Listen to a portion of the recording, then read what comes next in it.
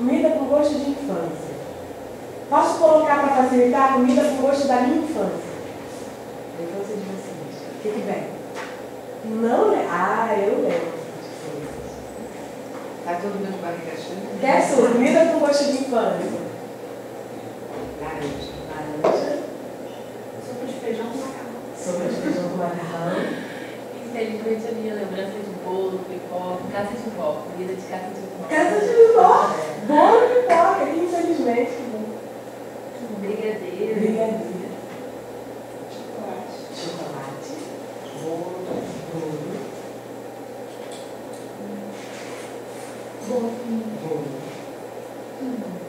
Bolo. Omelete, né? E aí, ela até já adiantou aqui, mas se eu colocasse comida com gosto de vó, o que vinha à cabeça? Ela adiantou, que é o bolo e a pipoca da casa da vó, né? O que mais vinha à cabeça? Comida com gosto de vó. Bolinho de chuva. Bolinho de chuva, minha avó fazia.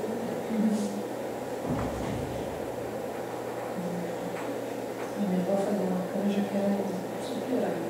Canja da avó. A sopa que eu falei era coisa da minha avó também. A sopa era da avó, aquela sopa da infância era a sopa da avó. Alguém lembra mais?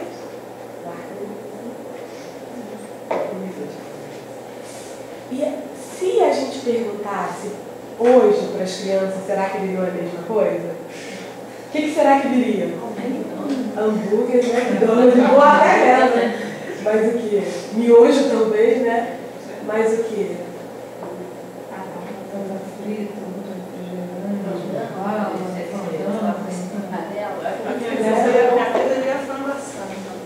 Frango assado. E a gente é bem novinha, né? Quer dizer, num curto período de tempo, esse exercício foi só para a gente começar a refletir, né, sobre a questão da alimentação e do significado dela. Vocês veem quando a gente falou, eu pelo menos eu lembrei, eu não falei, mas eu lembrei de um doce de leite que minha avó fazia na pilha e cortava em triângulo. E aquilo era uma fé, ninguém mais faz. Né? Algumas coisas que minha avó fazia, nem as minhas tias mais velhas, que cozinham bem também, foram se perdendo, né? E era uma festa. Então, alguém falou da pipoca, do bolo, falou do brigadeiro. A alimentação sempre está associada com lembranças, com sentimentos também, né? Mas não é imutável, né? A nossa alimentação, a nossa cultura alimentar não é uma coisa, a cultura alimentar brasileira, ponto, é isso, né? A gente vê como é que a gente sofre influência e modificações. Então, quando a gente fala esse é o tema, né? Quando a gente fala de alimentação, eu peguei aqui uma referência que trata a alimentação dividiu ali em 5 dimensões. Outros autores podem atribuir outras questões, né? Mas eu acho que essas dimensões são bem interessantes para a gente começar a organizar mais, né? Esses múltiplos sentidos que a alimentação tem. Uma dimensão que a gente, em geral, nem se lembra e é bom a gente colocar logo no início, é uma dimensão do direito humano. A alimentação é considerada como um direito humano, né? Também como direito de cidadania, mas antes como um direito humano.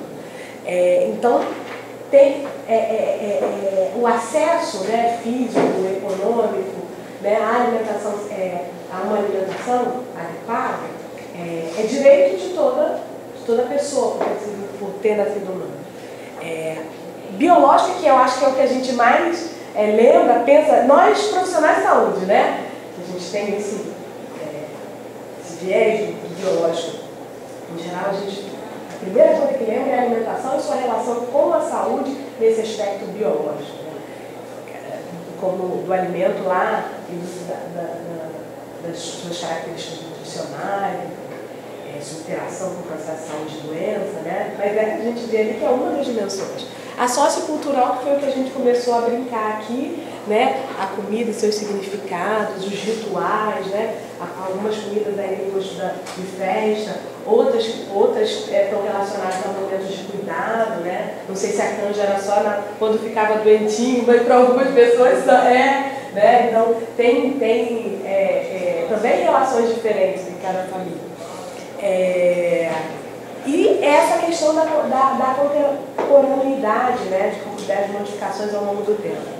A dimensão econômica, né, relações de trabalho, de economia, que tem influenciado muito essas modificações do padrão alimentar, e ambiental, que eu acho também que é outra questão que a gente não tinha isso tão claro e não tinha essa preocupação, principalmente nós profissionais de saúde, né, que lidávamos com a questão da alimentação. Essa dimensão ambiental nunca foi nosso foco e hoje né, de como que esse alimento é produzido, se a produção desse alimento é sustentável, se a produção desse alimento mantém seguro, né, e até as relações de trabalho na produção desse alimento, né, para mim também é uma dimensão que começa, né, ali agora.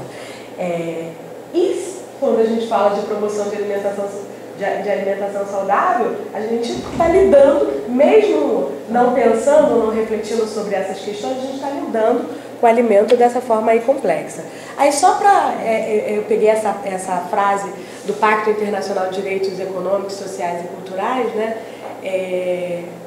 que diz que o direito humano à alimentação adequada, DHA, que é um conceito que a gente tem usado ultimamente, ele se realiza quando cada homem, mulher e criança, sozinho ou em companhia de outros, tem acesso físico e econômico ininterruptamente a uma alimentação adequada aos meios para a sua obtenção.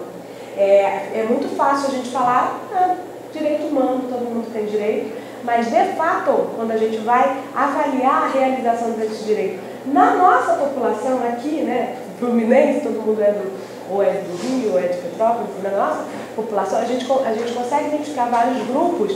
Se a gente for olhar, come ininterruptamente durante os 30 dias, não tem nenhuma situação de insegurança, né? Alta alimentação, e aí tem outros conceitos de qualidade, adequada, aí já começamos a suspeitar de que o direito à alimentação adequada ele não é ainda, né, uma situação para todos, garantidos para todos, né?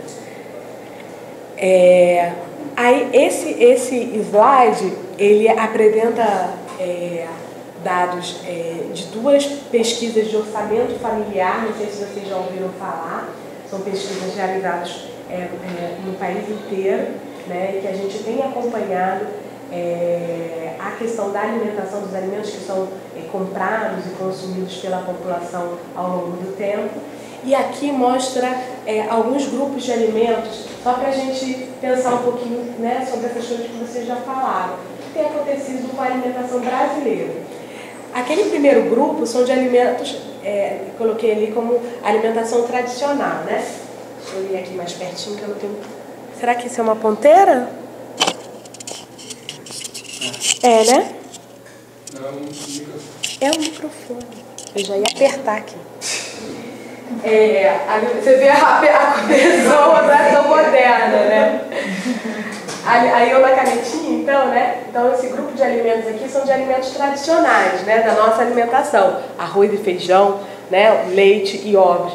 E olha o que tem acontecido com esse grupo de alimentos. Em período curto, né? Um período curto observado ali. Em torno de 20 anos.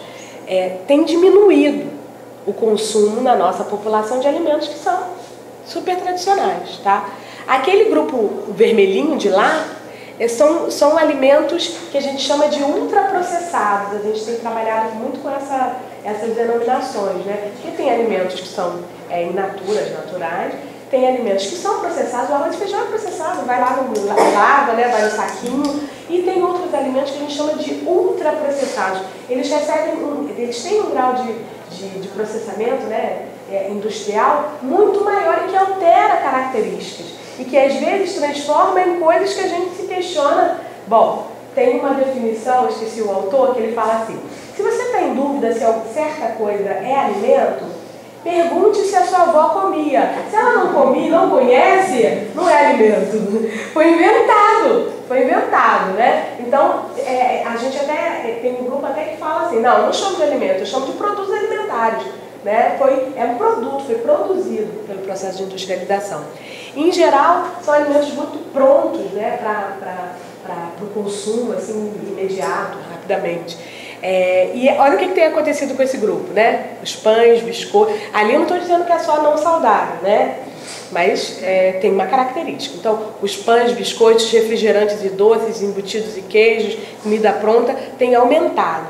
E aquele grupo aqui, ó, esse grupo do meio, que são ingredientes culinários. O grupo 2 a gente chama, ele faz parte de alguma, industrializado, que faz parte de alguma preparação, né? Que é preparada, que pode ser preparada em casa. Também tem diminuído. Ou seja, o bolo que vocês lembraram da infância, hoje ele tem virado o bolo pronto, né? O bolinho pronto já dentro do saquinho, né? Ou, no máximo, aquele bolinho que já vem quase pronto, que você tem que misturar alguma coisa. E que tem, se a gente for reparar, nos ingredientes, né, dessas coisas meio prontas, a metade a gente não sabe o que é. Metade a gente não sabe nem o que é. Então isso tem caracterizado, né, as mudanças no nosso padrão alimentar. Quando a gente olha ali, achei esse gráfico interessante, ele é de uma dessas pesquisas de orçamento familiar, POF, né, da última que a gente pelo menos tem divulgado, que foi em 2008 e 2009, e aí mostrando alguns grupos de alimentos e a diferenciação entre o consumo de adolescentes, adultos e idosos. Olha lá, biscoito recheado, né? Os idosos comem muito pouco desse biscoito recheado, mas comem, né? Os adolescentes comem lá demais, né? Consumo enorme. Queijo, né? E aí a gente tem uma diferença aí, adolescente, adulto e idosos. Salada crua, um consumo muito pequeno muito pequeno não, mas menor, né? Dos adolescentes. Idosos comem, adultos comem até mais do que os idosos, a questão do cru, enfim, tem uma questão do envelhecimento também, que a gente também tem algumas adaptações em relação à alimentação desse adulto. E os sanduíches também, né? Estão muito mais frequentes em adolescentes, muito menores em idosos. E consequência disso, né? Né? A gente tem visto ali, são pesquisas também. A primeira, que foi em 74, INDEF, Estudo Nacional de Despesas Familiares, né? INDEF, que foi realizada em 74. Em geral, a gente usa para olhar a evolução do Estado Nacional, né? Como uma das pesquisas iniciais anteriores de acompanhamento da população brasileira. Em 89 teve uma outra pesquisa PNSM. Aí em 2002, 2003 era uma POF também, em 2008 a última POF. Olha o que tem acontecido. Em cima são os homens. Quanto mais o verde clarinho, é até 15% de prevalência de excesso de peso. O excesso de peso é o sobrepeso mais obesidade, tá? Então, em 74, você tinha lá uma área que ainda tinha menos de 15%, uma outra área entre 15% e 20%, né? A maior parte das regiões, das macro-regiões do país, e só, né? Não tinha nenhuma região com mais de 20% de 30% de excesso de peso. E olha como é que está lá em 2008 e 2009. A gente não, homens, né? Mulheres até tinham, no sul, sudeste, você tinha em torno de 36%, 32%. Aí, olhando no último período, apenas em homens você tem uma região do país que tem prevalência inferior a 45%. Em mulheres, em todas as regiões, a gente tem prevalências superiores a 45%, né? Em torno de 50% de excesso de peso. 50% das nossas mulheres, seja no nosso território, na área da família, 50% da nossa população tem sobrepeso. Então, é importante até a gente pensar assim, como que a gente pensava de quem é que dava conta do excesso de peso, do sobrepeso, na atenção primária, né, na rede de saúde, e se a gente acha que tem que encaminhar para um outro profissional, é metade da nossa população. Então, a gente tem que dar conta desse excesso, boa parte desse excesso de peso, a gente tem que dar conta, né, na atenção primária, porque, né, e não é uma tarefa muito fácil. E a outra questão parece que essa evolução está progressiva, então, que há políticas, né, que ações que vão dar conta de, pelo menos, estagnar ou reverter essa situação, porque senão, no sábado vai ter uma mesa, né, que a gente vai discutir a questão da obesidade, tá? A gente está escolhendo alguns dados. Aí tem um gráfico de um artigo, acho, do Carlos Augusto Monteiro, que ele coloca assim: em quanto tempo que, se a gente continuar no mesmo ritmo de evolução de um excesso de peso, em quanto tempo a gente chega ao padrão dos Estados Unidos, que é uma prevalência enorme, né, de obesidade e de excesso de peso. Então, se a gente continuar, porque algumas pesquisas da Vigitel, que é uma pesquisa que tem sido realizada, né, de uma conferência no telefone, tem identificado um ponto percentual de aumento por ano. Se a gente continua nessa velocidade, a gente em 2022 a gente estaria com o padrão americano de excesso de peso. Mas tem algumas diferenças muito grandes em relação à nossa alimentação e que nos protege e que nos faz ter esperança de que não vamos atingir esse padrão, mas temos que ter intervenções mais efetivas também. Tá? O documento da Estratégia Global, eu botei 2004, porque o documento em português foi nessa data, mas a Estratégia Global foi de 2003, já teve 10 anos no próximo ano, falava, né, de ações que as nações deveriam fazer voltada à promoção de alimentação saudável e atividade física, né? E com a justificativa de que a maior parte dos fatores de risco para as doenças transplantantes, né, tem relação com a alimentação e com a atividade física, né? Então, ali a hipercolesterolemia, pouca ingestão de frutas e hortaliças. A gente tem uma baixa ingestão de frutas e hortaliças no país, menos de 3% da quantidade toda de caloria que a gente ingere vem de frutas e hortaliças. E não é que está diminuindo, sempre teve baixo, né? Sempre teve baixo. O excesso de peso e obesidade e a falta de atividade física. O único fator de risco, né, dentre os mais importantes, que não tem uma relação direta com a alimentação e atividade física, é o tabaco. Né? Vale a gente pensar assim, eu coloquei ali a desnutrição e a obesidade, só que a gente fica falando tanto de obesidade, parece que desnutrição não existe. E não é verdade. Existe, diminuiu muito e tem se tornado invisível para a gente. Mas os casos que tem, eles são muito graves, porque eles estão associados ou para situações clínicas importantes, ou né, a questão da vulnerabilidade social importante, principalmente de nutrição em crianças. Né? E fora isso, se a gente fosse começar, não é o nosso foco, né, algumas outras situações relacionadas à deficiência de micronutrientes, que é frequente e também não está na nossa agenda, tá? Não está na nossa agenda da atenção primária. A questão da deficiência, da anemia por deficiência de ferro, né? Não está na nossa agenda, a gente trata, né? A gente trata quando identifica, mas a questão da promoção não está tão claro. Hoje em dia a gente tem, recentemente, não sei se vocês viram, né, como é que é? Brasil Carinhoso, né?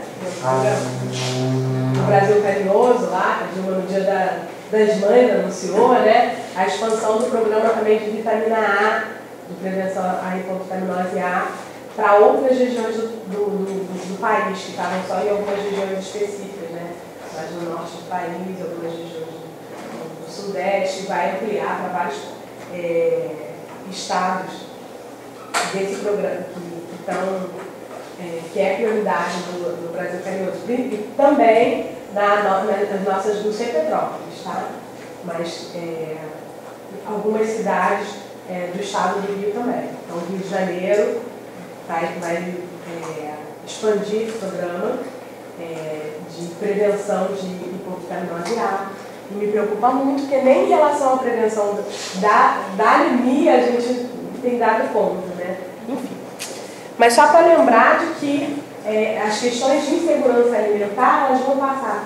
A obesidade não significa ter uma prevalência grande de obesidade no nosso país, no nosso estado, na nossa cidade, não significa que nossa população tenha acesso a alimento. Tá? Esse acesso às vezes é a alimentos não saudáveis, né? E às vezes está associado com outras situações de privação também.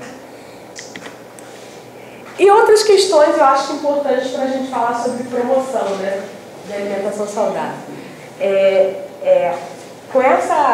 Com a questão da facilidade da informação e da comunicação, essa questão de como que a mídia trata as questões, eu acho que tem tomado cada vez mais espaço. Né? Na segunda-feira, a gente chega, os pacientes estão todos, né, a população está toda comentando o Globo Repórter de sexta-feira, né? O programa da Suzete de sexta-feira, o que saiu no Fantástico, né? E como que o alimento tem sido tratado? Né? Tem sido tratado como medicamento, né? E algumas coisas eu entendi. Coisas mágicas. Oi? A Suzete, né? Depois a gente faz propaganda disso no seu programa. Mas tem sido tratado, né, pela mídia como medicamento. E algumas soluções, assim, quinoa. Vocês já ouviram falar do quinoa? Aí antes de eu saber o que era, já tinha me perguntado o que era e aí eu fui me informar e aí vi, por exemplo, essa questão da quinoa, que populações que tinham a quinoa como um alimento tradicional, acho que na Bolívia, estão tendo dificuldade de acesso à quinoa, porque virou um alimento de exportação, né? Caríssimo. E caríssimo, chega caríssimo, mas era alimento tradicional de algumas populações. Aí o outro que também, novo, que eu conheci, amaranto. Vocês já ouviram falar do amaranto? Aí eu fui ler lá, o amaranto, aí das propriedades. Proteína, não sei o que, parará, equivalente à proteína do feijão e arroz. Falei, opa, por que eu preciso comprar o amaranto para se equivaler à proteína do arroz e feijão? Fibras também, enfim. Não estou dizendo que não é importante, que não é um alimento interessante. Só que é alimento que é tradicional de outras culturas, né? Mas viram, a gente produz conhecimento, ciência, pesquisa, e essa difusão é feita assim, não valorizando as culturas alimentares, mas identificando alguns alimentos como grandes soluções, né, para dar conta de questões como milagre, né, e muito relacionado com aquele alimento mágico, né, tratando como se fosse um medicamento. A questão da estrutura e relações familiares também, né? Quem hoje tem a oportunidade de almoçar e jantar com a avó, né? Como eu tinha. Eu tomava café da manhã com a minha avó, porque ela que arrumava, né, para a escola. Hoje as vós estão noutra, né? Estão no outro ritmo, estão trabalhando, estão no outro ritmo, né? A questão do comer junto, né? Também já é diferente, cada um come numa hora, porque cada um está chegando numa hora, a gente come muito mais fora de casa do que dentro de casa, e tudo isso muda, né, no que a gente come, né, o onde a gente come, com quem a gente come, né, e o que. A questão do tempo mesmo, não temos tempo, e a gente acaba achando que a questão da alimentação é uma coisa que perde tempo.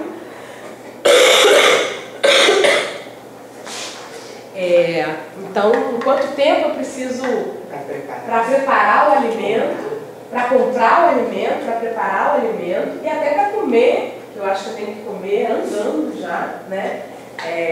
Embora a gente, se fosse olhar ali a atividade física, a gente iria ver que, por exemplo, crianças e adolescentes gastam mais de 4 horas na frente de computador, de televisão, né? Enfim, o tempo tem sido priorizado de outras formas também. Esse nosso discurso do não temos tempo, a gente não temos tempo, é como priorizamos esse tempo.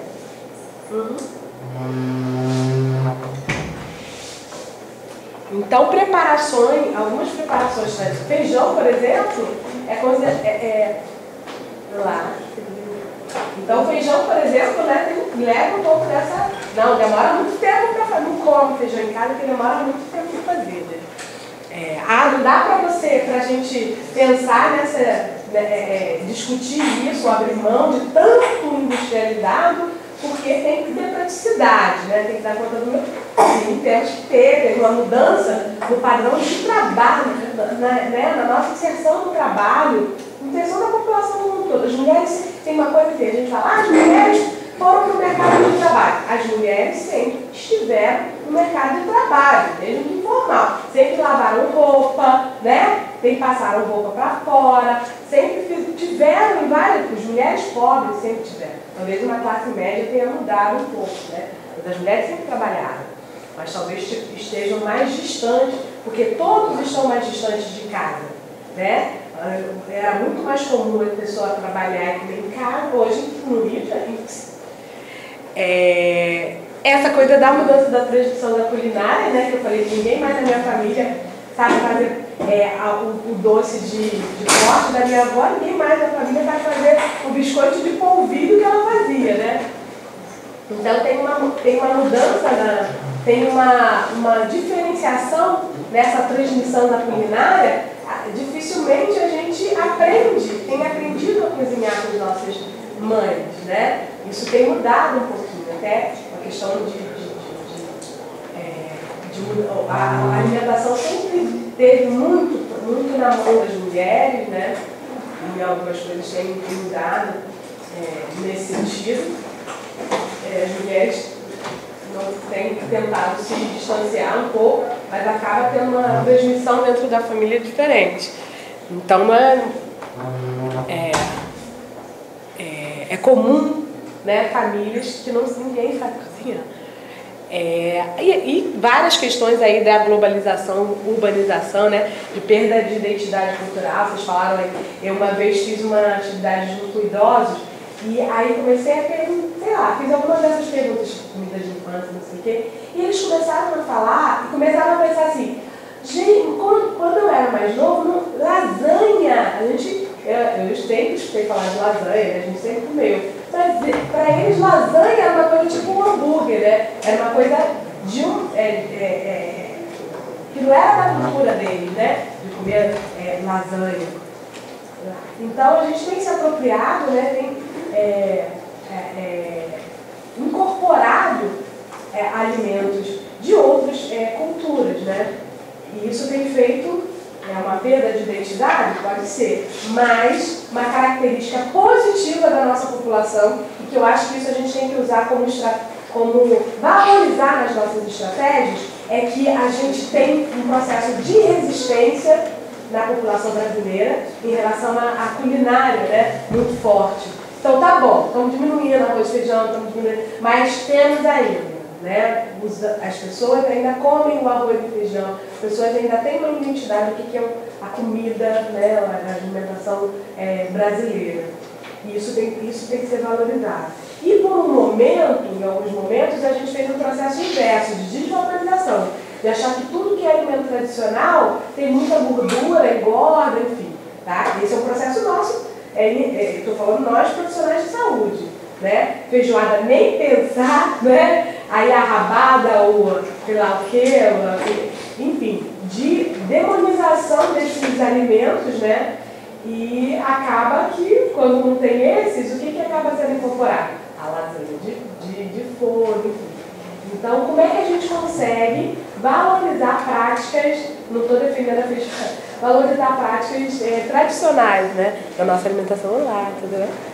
Da nossa alimentação. Dessa lasanha, né? Porque quando ela falou lasanha, eu me atendi assim, quem tem, né, assim, na família, a origem italiana, tem uma coisa da tradição da massa, né? E eu me lembro que a lasanha feita na minha casa, ela era demorada para fazer. Fazia-se um molho durante muitas horas, depois cozinhava a massa, depois fazia toda a montagem da lasanha, depois ia ao forno para ser servida, né? Hoje em dia, ela é um fast food, né? Ela já está pronta, aliás, extremamente calórica, né? Você vai lá, põe no micro-ondas durante, sei lá, 10 minutos e está pronta a lasanha.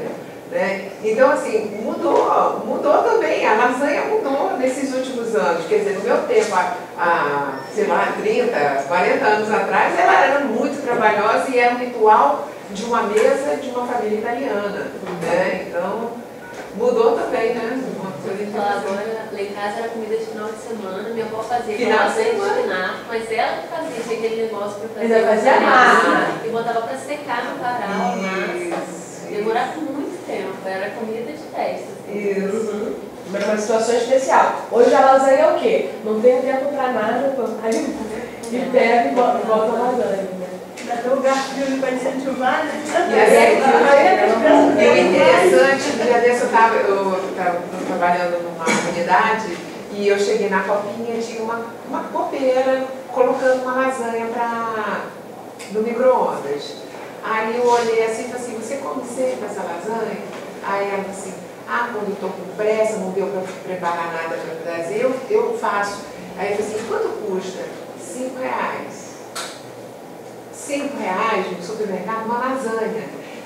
Se ela for comer na comunidade, que às vezes eu até vou na comunidade lá, tem comida, arroz, feijão, carne, tudo, não fica em R$5, No mínimo R$7. Então ela está economizando ali alguma grana, já comprando aquela que ela compra lá no preço, sei lá onde, por R$5.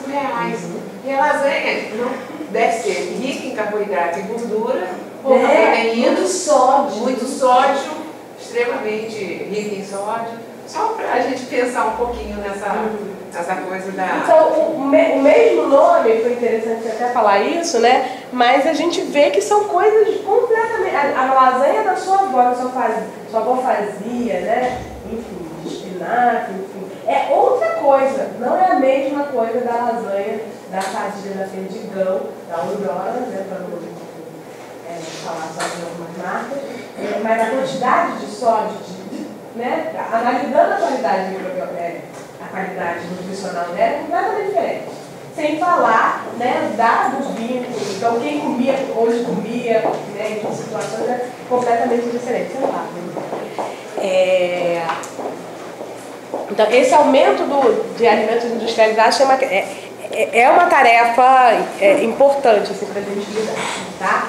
Quando a gente fala, então a gente está falando de alimentação como um todo, quando a gente fala de alimentação saudável, a gente está falando, é bom a gente pensar o que a gente entende como alimentação saudável. A gente costuma até fazer muito essa atividade como profissional de saúde, né? A alimentação saudável, aí aparece um monte de coisa assim, salada, né? Salada, sei lá o quê, coisas como se fosse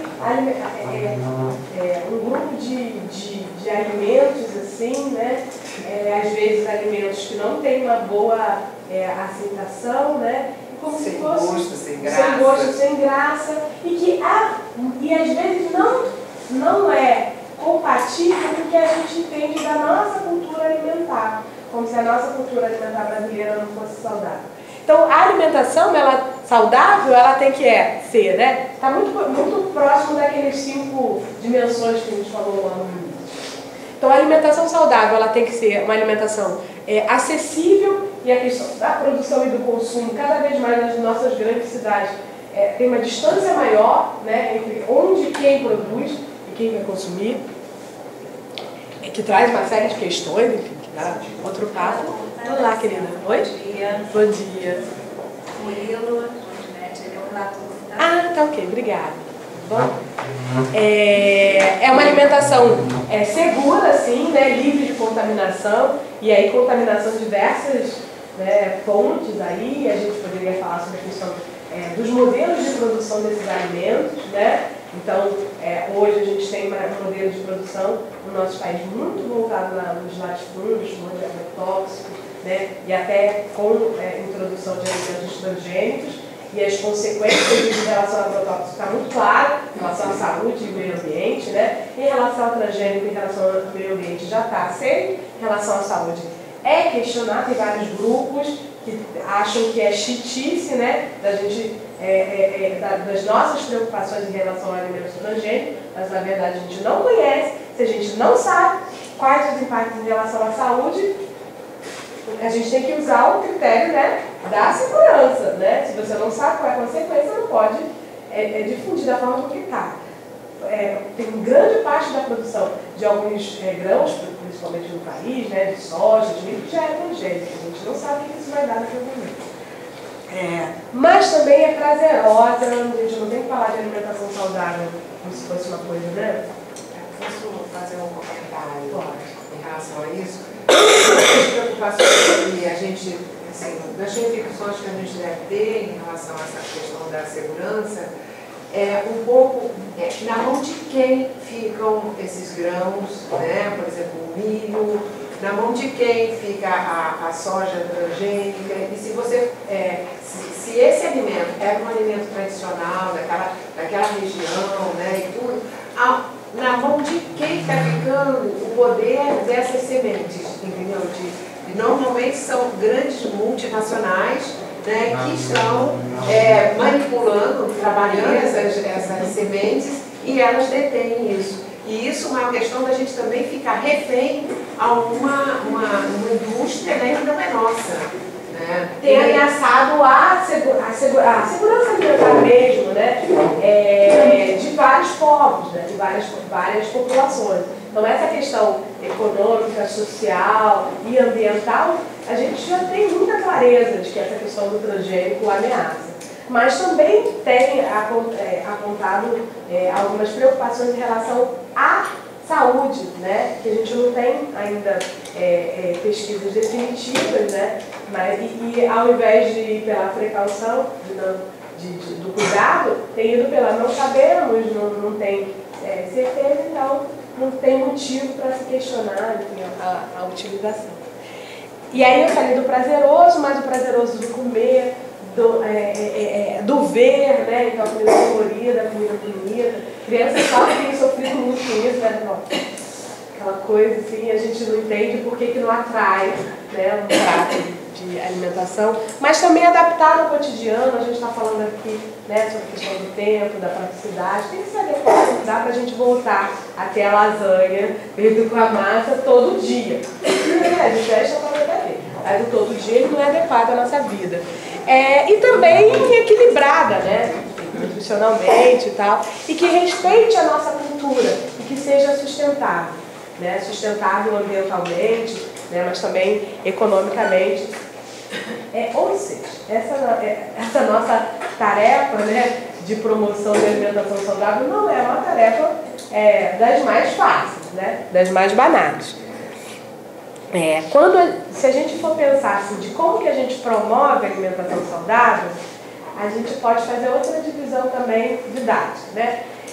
A gente pode ter ações que são de estímulo, que é o que geralmente a gente vem na nossa cabeça quando fala de promoção, né? Que é de você difundir informação, motivar as pessoas à adoção de práticas saudáveis como um todo, né? Essa é uma divisão de promoção de saúde como um todo, na sua de alimentação, estou usando aqui para a gente falar de promoção de alimentação saudável. Então, ações de estímulo, eu difundir informação, motivar, né, a adoção dessas práticas saudáveis. Mas a segunda vertente são de ações de apoio. Então, tudo bem, eu estou motivada, quero uma alimentação super saudável, mas como é que eu dou conta? Né? Se no meu espaço de trabalho, no meu ambiente de trabalho, não tem nem copa. Né? Não tem nem copa. E eu tenho e não tem um local próximo, ou se tem um local próximo, o dinheiro que eu recebo, né, não dá conta daquele alimento. Então, como que eu facilito essas escolhas e práticas saudáveis? Né? Então, ações de apoio a essas escolhas. E a terceira vertente é de proteção, que é limitar a exposição a fatores e situações que estimulam práticas não saudáveis. Em relação a ações de proteção, vocês devem ter escutado em algum momento na mídia, por exemplo, teve um período que estava discutindo propaganda de alimentos geral e propaganda de alimentos voltados ao público infantil. Se a gente for ver, eu fico louca às vezes quando eu vejo algumas propagandas, né? E de que, os suplementos alimentares como se fosse substituição de uma refeição completa, né? Então, o meu filho não come, não sei o quê,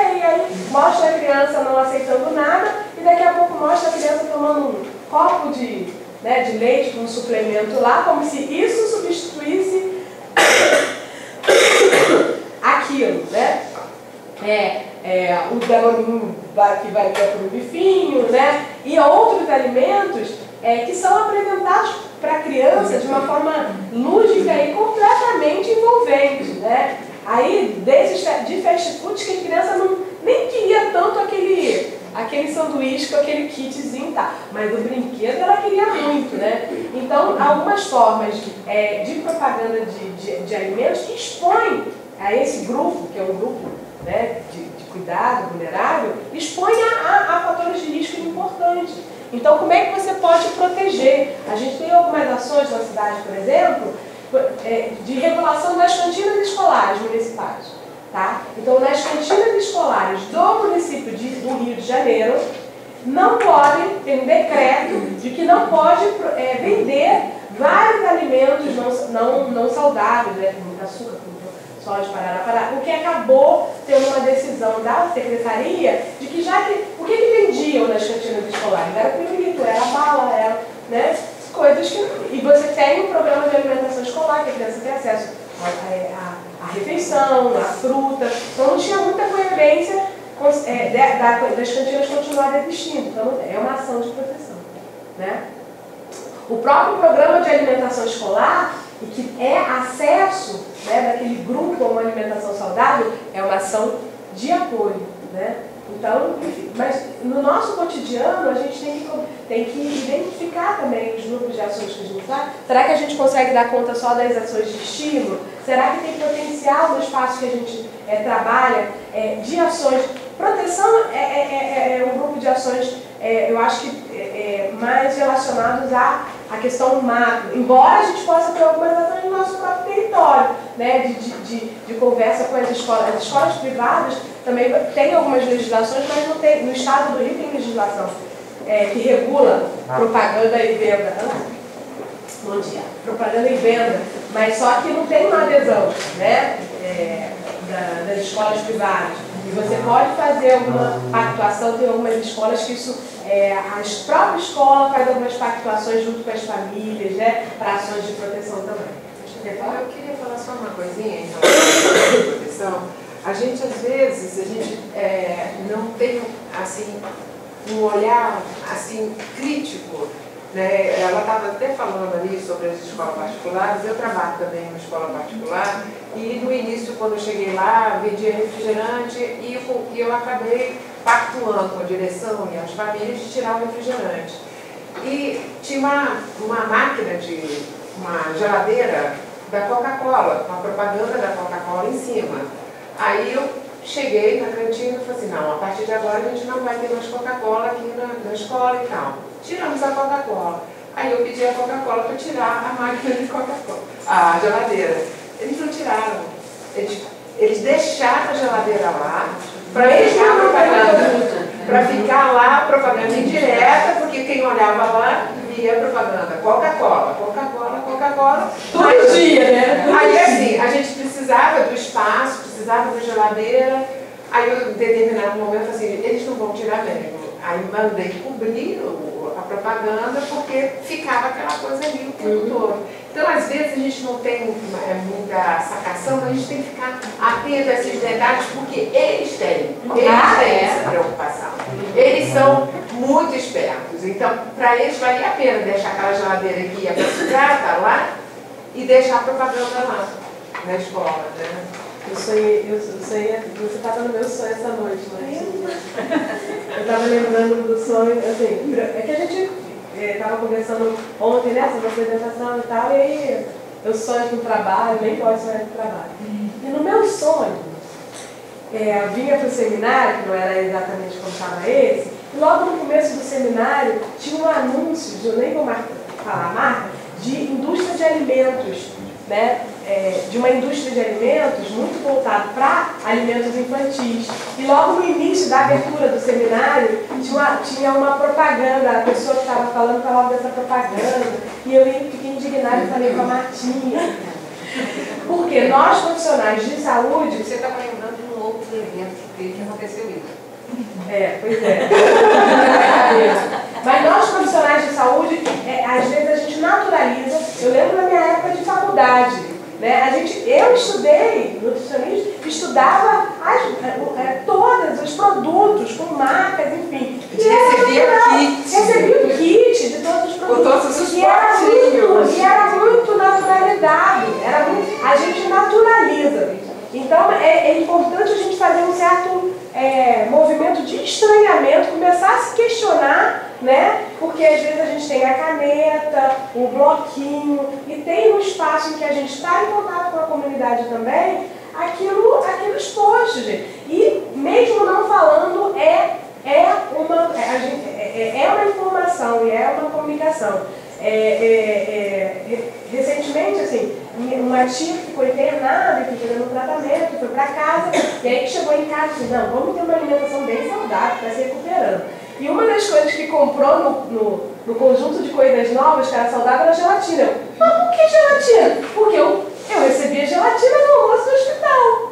Se eu recebia no almoço do hospital, logo é uma coisa saudável, né? Porque no hospital não é nada saudável, coisa assim, enfim.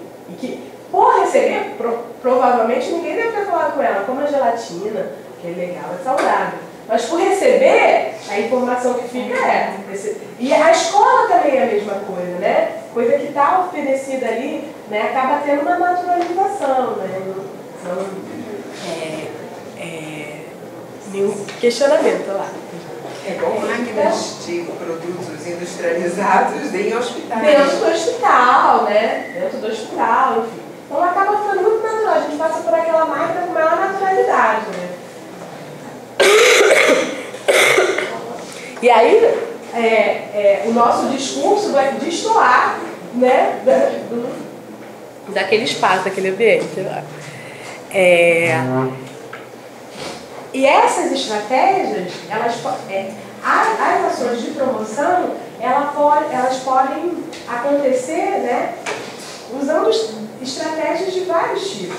Esse eu peguei no site do Ministério, peguei só pra gente, que eu gostei dessa organização que eles fizeram, assim, você pode trabalhar com ações de promoção de alimentação saudável através de políticas públicas, né, voltadas à promoção, de criação de ambientes favoráveis à alimentação saudável. Eles pegaram ali o espaço da escola, né? Mas a gente pode pegar o espaço do trabalho também, das unidades de saúde, como ambientes favoráveis. Será que a unidade de saúde que a gente trabalha é um espaço favorável à promoção da alimentação saudável? Né? A gente depois pode refletir, né? O que favorece e o que lá, né? Através do reforço de ação comunitária, né? Através da reorganização dos serviços de saúde para essa promoção. A gente pode pensar no alimento, na orientação de alimentação complementar, por exemplo, que a gente não tem. Uma organização mesmo que favoreça, né, essa questão, está muito lá dentro dos atendimentos, das consultas já previstas, e tem algumas situações que precisam ter espaços mais abertos, né? Porque tem, esse momento é um momento que acontece uma modificação muito rápida, né? Então as famílias às vezes têm necessidade de apoio, e que a gente pensar na organização do serviço para esse apoio importante, né? E desenvolvimento de habilidades pessoais. A gente está falando sobre a culinária, né? Não só do como fazer, mas como escolher. Eu tenho um defeito, eu vi no mercado, fico olhando carne dos outros. Aí fico imaginando se é solteira, se é casada, se gosta de comida.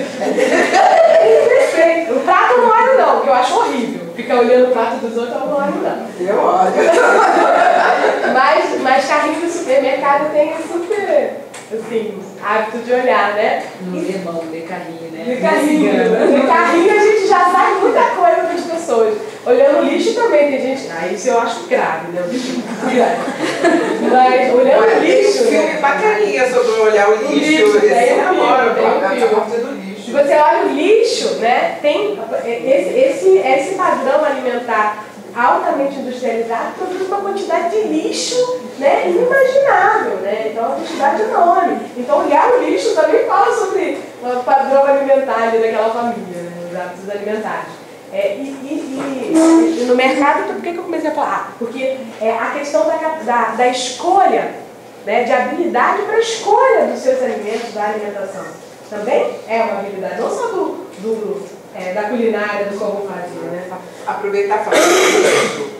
Se vocês têm esse hábito de fazer uma seleção do lixo em casa para jogar fora. E se a gente, assim, durante um dia, a gente, no final do dia, quando for jogar o lixo fora, a gente faz essa seleção, você vai ver quanto caixinha, latinha, caixinha, pacotinhos, a gente acaba selecionando, né, em função do que a gente produziu aquele dia de alimentação, né? É impressionante, eu fico impressionada, porque eu tenho o maior cuidado, quando eu vejo eu estou botando caixa disso, daquilo outro, Uma sacolona, né? E quanto mais a gente consome industrializado, maior a quantidade de lixo que a gente vai gerar também, tá? E no território, a gente tem... É menos. Eu achei que o ano e meio era tempo pra caramba. E no território, passa rápido. E no território, a gente tem que... É muito comum da gente achar que políticas públicas é uma coisa muito distante da gente. O que é o contrário. Quem faz a política somos nós mesmos, no cotidiano, no dia a dia. Então, como é que a gente dá conta... E é importante a gente se apropriar das políticas existentes, né? Como é que a gente dá conta de articular, né, de se articular com essas políticas públicas intersetoriais no território em prol do cuidado daquela população, né?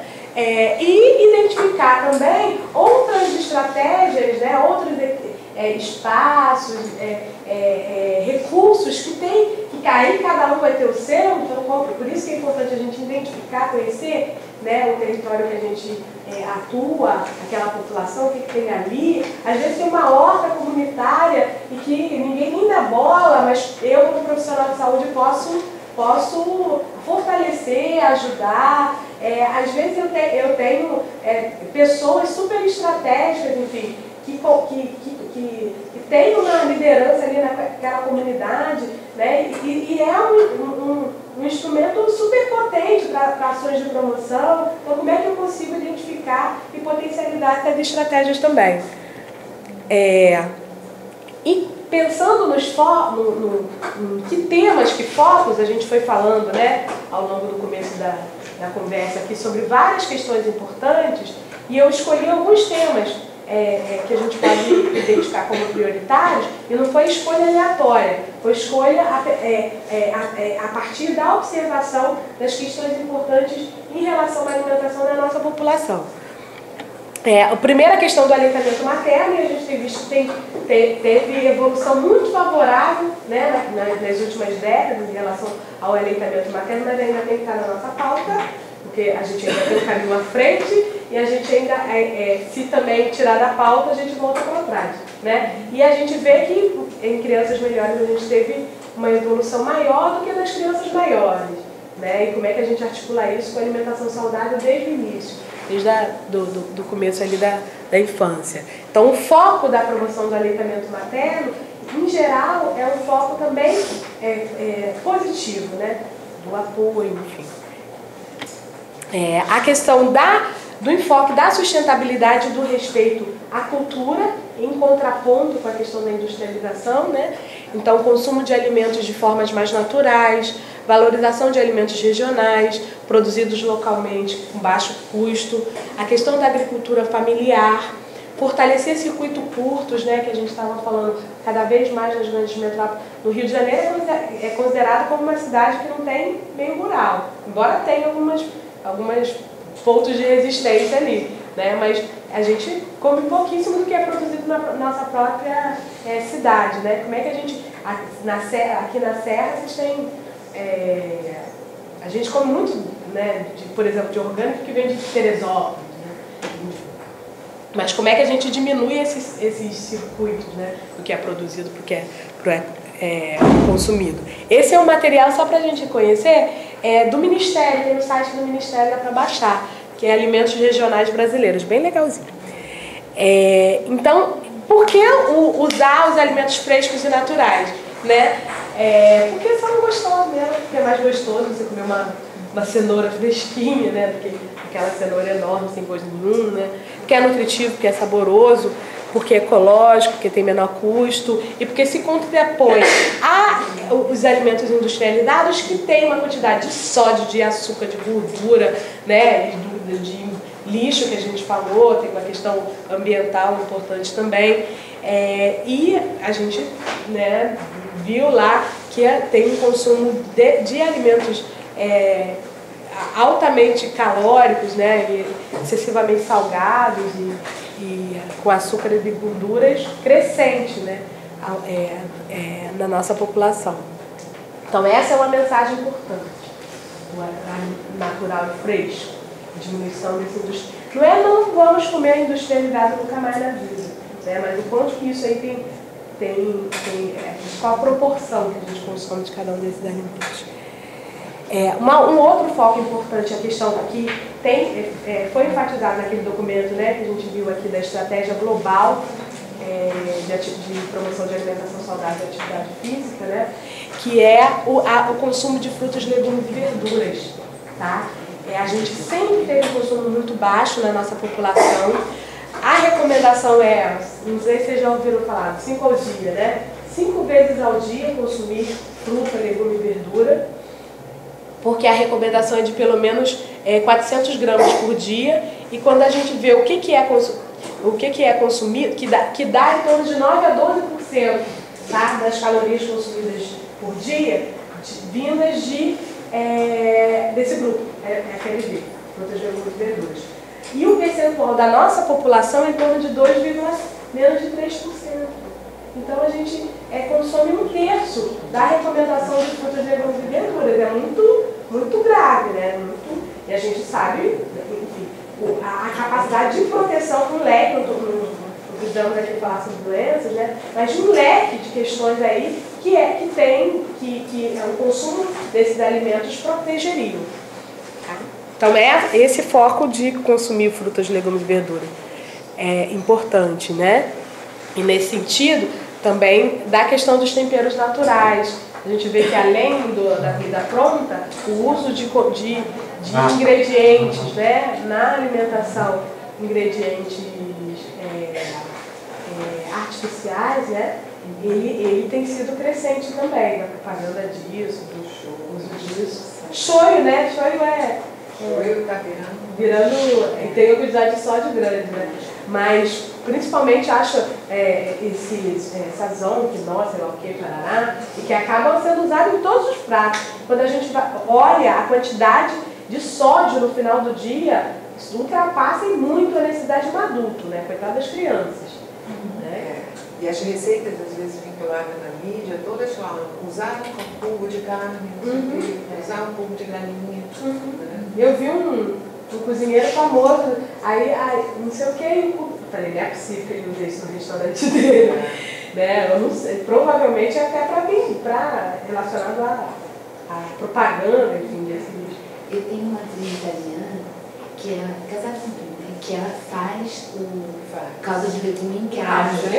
O caldo de legume que ela cozinha os legumes, ela congela. Isso. Né? E aí, agora tem pode congelar, né? Pode congelar até na forminha de gelo, né? Isso, aí na hora você agora pega as tem forminhas que você quer. na forminha. Exatamente. Aí ela usa aquilo. Sim. Aí todo mundo compra o caldo, aí tem o de galinha é caipira, né? Aí, não é de galinha é caipira, com uma quantidade de sódio e gordura assim, inimaginável, né? E um estranhamento dos temperos naturais, ninguém sabe usar mais.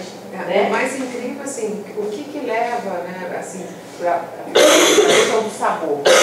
Você pega um pedaço de frango e um pedaço de cebola e jogar dentro da preparação, já vai dar esse sabor que talvez até mais saboroso do que um cubo de carne, porque aquele tem todas substâncias não reconhecidas, né, pela natureza, né? Os ciclamatos, sei lá, as coisas, que vai acentuar o sabor e tudo. Então, de repente, um pedacinho de frango vai dar um sabor. Um cebolinho. Mas tem uma coisa que não tem, que o franguinho da caipira não tem, que é aquele como é que é o nome do negócio? Glutamato monossódico, e que são os realçadores de sabores. A realçação. E que aquilo aí ali não tem comparação de sabor, né? Natural. Que é um excesso de sabor. Ele estimula, por isso que quando você abre um biscoito de chocolate e come o primeiro, você vai comer o segundo? Vai comer o segundo. Provavelmente o terceiro. Tem gente que come um pacote, né? Que tem uma coisa do comer mais. Isso é químico. É químico, né? Ele tem essa capacidade de te estimular a comer nada. E tem uma coisa do sabor em excesso. E se eu estou acostumada com sabor em excesso, se eu como outra coisa que não é esse excesso, eu acho que é sem graça, né? Então, quanto que a gente se habitua com aquele gosto, né? Com aqueles sabores, enfim, extremos. Mesma coisa com açúcar, né? Se a gente se acostuma com o açúcar em excesso lá extremo, qualquer outra coisa, a fruta vai ficar sem açúcar, né? Vai ficar sem açúcar, porque eu estou acostumada com o extremo. Então, como é que a gente consegue fazer o caminho, né? Voltar e atuar até nosso paladar? A alimentação, ela é construída, né? Ela não é uma coisa, eu gosto ou não gosto, não é assim a vida toda. A gente vê, né? Que a gente modifica. Depende até da motivação que a gente tem, do experimentar, né? Do diferente. A outra coisa, né, que a gente viu lá da diminuição do arroz e feijão. Então, como é que a gente revaloriza a cultura alimentar, né, meu arroz brasileiro, meu arroz e feijão. Para de falar que arroz e feijão engorda, porque não engorda. Para de cortar o arroz e feijão de noite, né? Para de falar que pro diabético, né, não, enfim. Então, ou de falar que o arroz e feijão com peixe não combina, né? Aí não combina mais com nada. Aí ele engorda, aí ele é comida de pobre. E é por essas mensagens que a gente tem diminuído o consumo de arroz e feijão. E ele é protetor. A comer arroz e feijão protege para ganho de peso, por exemplo. Ao contrário das nossas orientações leigas, né? Orientações sem reflexão, de que corta quando a pessoa está querendo... Substância. O povo fala que dá substância mesmo. E ele, em geral, quando corta o arroz e feijão, vai um lanche, vai uma refeição mais calórica para o lugar, né? Então, comer arroz e feijão é muito bom, até para quem está com sobrepeso, com obesidade, para manter o arroz e feijão, né? E como é que a gente recupera esse arroz e feijão aqui na nossa população? Não é comida de pobre, é uma comida nossa, né? Brasileira. Eu destaquei essas duas coisas, assim, primeiro do café da manhã, porque a gente tem visto em crianças, principalmente adolescentes, a perda desse hábito do consumo do café da manhã, tá? E é outro hábito que é protetor. Consumir café da manhã, né, protege também. Se a gente vai... Substituição do leite também. E, em geral, quando esse café da manhã, né, pão, ele acaba sendo substituído, o que a criança vai comer daqui a pouco? Né? Porque vai ficar com fome. Uma hora fica com fome. Vai comer um salgado, né, e o refrigerante, já no período da manhã. Às vezes não é o refrigerante, mas é o Guaraná natural. Não sei quem botou esse nome nesse negócio. Porque parece que é saudável, né? Guaraná natural. Então, o hábito do café da manhã e a questão das refeições completas ali, né? Ao invés de refeições fast food, enfim. A outra questão que eu coloquei ali do consumo de água, que tem sido substituído pelo consumo de refrigerantes e outras bebidas açucaradas. E a gente vê vários estudos de que aumento do excesso de peso, sobrepeso, também muito associado com um aumento enorme, triplicado, né, de consumo de refrigerantes e outras bebidas açucaradas. E às vezes são bebidas não açucaradas, mas são bebidas com adoçantes, por exemplo, e que às vezes tem uma quantidade de sódio também, e que de qualquer forma limita a absorção de outros nutrientes. Não é saudável, né? Mesmo essa coisa, nem coloquei nada aqui, mas essa moda de light diet e sinônimo zero, e sinônimo do diet light zero como saudável. Não é, né? A gente, na nossa vida, a gente acaba substituindo o açúcar pelo adoçante com uma naturalidade danada, né? Como se fosse uma coisa saudável. Enfim. E mantém o excesso do sabor, né? Doce. E aí, pensando nas práticas, quanto tempo tem? 15 minutinhos, né? Então, pensando um pouco nas práticas educativas, né? Nos nossos espaços. Aí eu gosto dessa charge, enfim, que eu já usei muito, mas é legal, assim, porque aquele agarro horrível, né? E aí ele falando, tá lá no médico, no feiticeiro. Para de comer. Aí o profissional de saúde lá, né? Feiticeiro, falando pra ele: pare de comer muito, pare de beber, pare de ficar na rua até tarde, pare de se estressar, muito fácil. Pare de jogar, pare de comer doces. Aí ele chegou em casa e a mulher foi perguntar: o que o médico disse? E aí ele falou: não sei bem, parei de escutar, né? E tem uma frase lá de um profissional de saúde falando assim: a gente falou muito sobre isso, mas eu senti nitidamente que estava falando com a parede, né? Às vezes é esse sentimento que a gente tem. Às vezes a gente sente que está falando de parede. Mas será que quando a gente... aqui ele está falando sobre tudo, né? Uma série de questões. Mas em relação à alimentação, será que às vezes a gente não fala sobre a questão orientação, sobre a questão de alimentação saudável, uma coisa muito distante do contexto de vida, do cotidiano, isolando da questão que a gente tratou aqui o tempo todo, dos significados dessa comida, né? Dos sentimentos relacionados com essa alimentação, e acha que de uma hora para outra a pessoa, então, olha só, então é bom para você isso, né? E isso às vezes faz uma barreira, né, na nossa comunicação. Uma das coisas também é o momento de cada um, né? Tem hora que você ainda não está naquele momento de fazer as mudanças. Então você tem que ver aquela pessoa que você está dialogando está em que momento para decidir, para fazer a mudança, para que ele quer, né? Um dia desse uma senhora me procurou e falou assim: eu tive câncer, eu estou cuidando da alimentação, mas eu gostaria de cuidar mais, me ajuda nisso? Quer dizer, está procurando, e quando está procurando é porque efetivamente ela está querendo fazer mudanças, né? E mudança não é tão fácil, assim, né, de uma hora para outra, né? Às vezes a gente se sente... abrir mão. Às vezes a gente se sente impotente, porque a gente fala. O profissional de saúde fica muito assim, porque eu orientei e ele não cumpriu. E ele não cumpriu. Ele vai fazer o que ele dá conta de fazer, o que ele quer fazer. Mas é importante que a gente consiga superar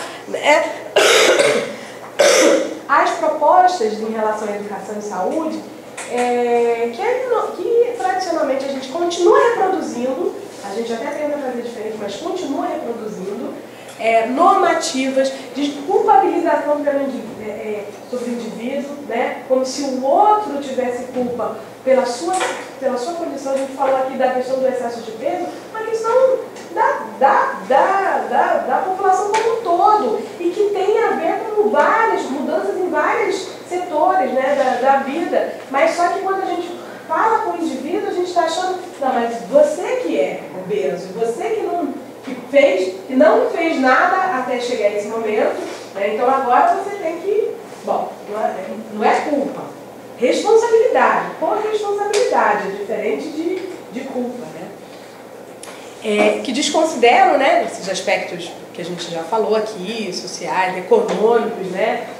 Então, acesso ao alimento é um limitante, sim, e culturais, e que privilegiam apenas aquela vertente lá de informação, né?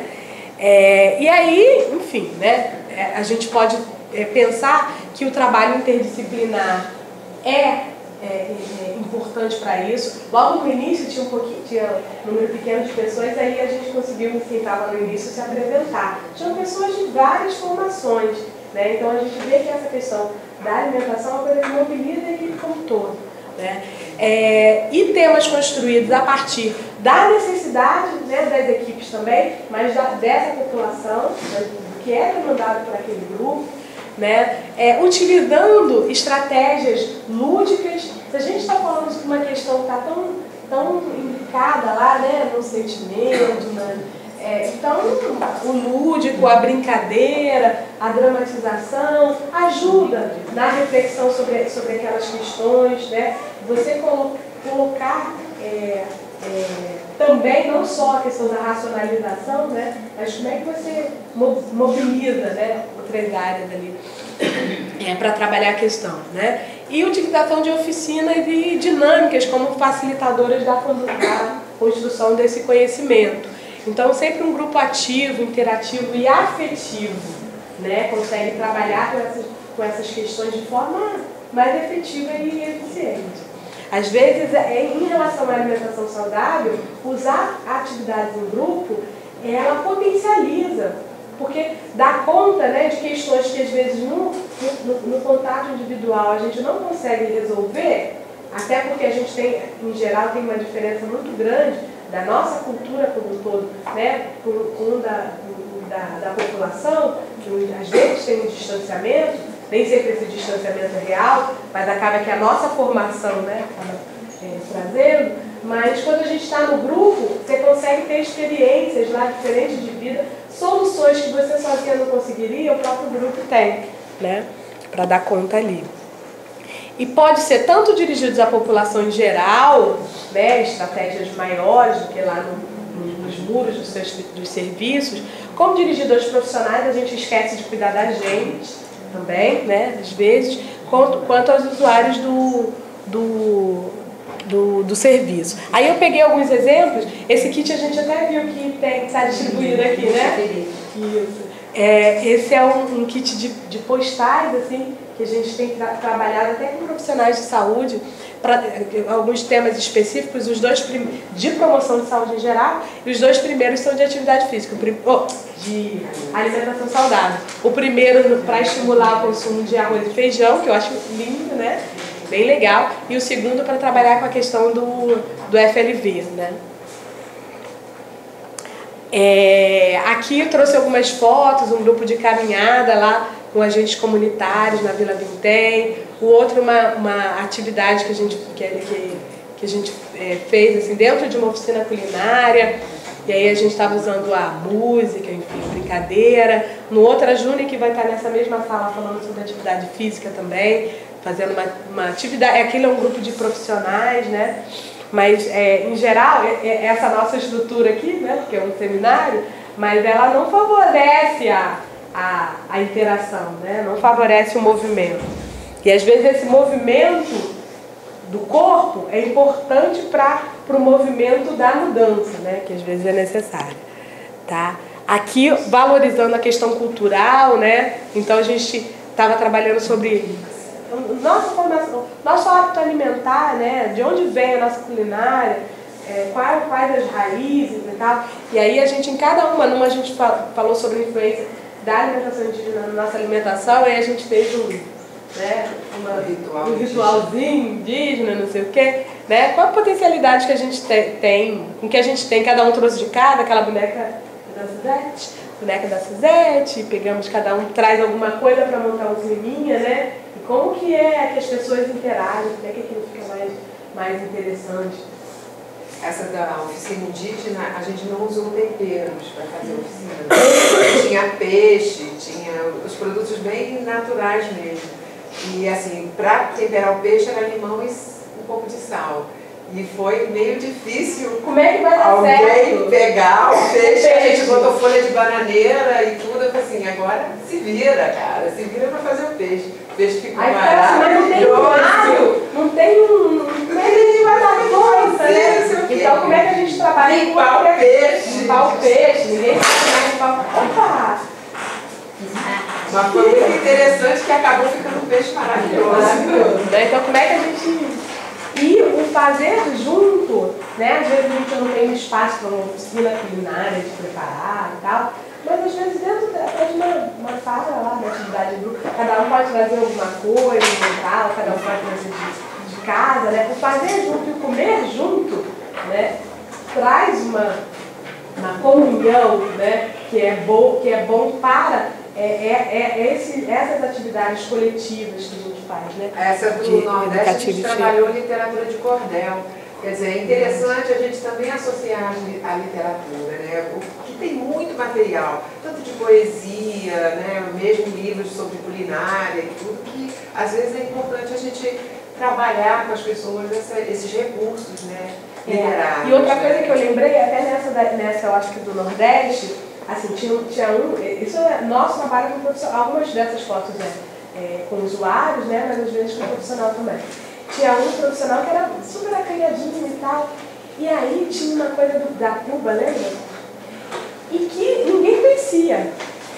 E ele conhecia porque ele era de uma região do país, e isso trouxe é outro status, eu sei fazer alguma coisa, né? Eu tenho alguma coisa que nunca ele deve ter falado da Cuba com ninguém, né? E ali aquilo foi valorizado. Então, como é que a gente valoriza, né, o conhecimento também que traz de cada um?